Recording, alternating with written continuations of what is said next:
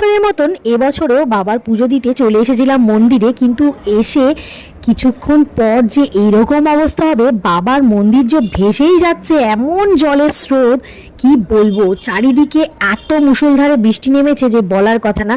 ঝটপট করে স্নান ধান করে রেডি হয়ে আমি চলে যাচ্ছি আজ বড় বাবার পুজোর উদ্দেশ্যে।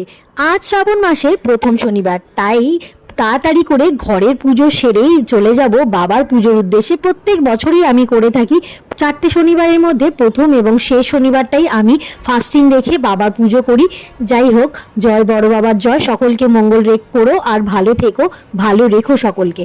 আর এদিকে সোনাই সমস্ত কিছু গুছিয়ে গাছিয়ে নিয়ে বেরিয়ে গেছে, ফুল ফল যা যা লাগে। আর এই দেখো দুটো কিউট কিউট বাচ্চা ওকে টাটা দিচ্ছে, ও বেরিয়েছে। আর ও হচ্ছে সমস্ত কিছু নিজের হাতে গুছিয়ে নিয়ে, আমাদের কাউকে ধরতে দেবে না, গুছিয়ে নিয়ে ঠাম্মির মাথায় ছাতা দিয়ে চলে যাচ্ছে মন্দিরে।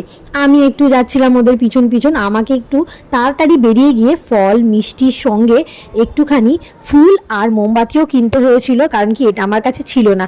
হাঁটতে হাঁটতে চলে এসেছি মন্দিরের কাছে। বাবার পুজো তো সকাল থেকে শুরুই হয়ে গেছে, একটা ব্যাচ শুরু হয়ে গেছে। এর পরের ব্যাচে আমরা ভালো করে ভক্তি সহকারে সোনাইও আজকে অঞ্জলি দিয়ে পুজো দিয়েছে। এটা সত্যি আমার কাছে অনেক বড় কথা।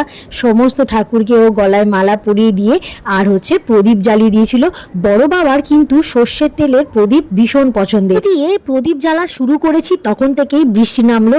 ভাবলাম যে বৃষ্টিটা জাস্ট নেমেছে, এক্ষুনি বেরিয়ে গেলে হয়তো আমরা পৌঁছতে পারবো। সে যে কি মুষলধারে বৃষ্টি এসেছে, জানি না কখন আজ বাড়ি ফিরতে পারবো।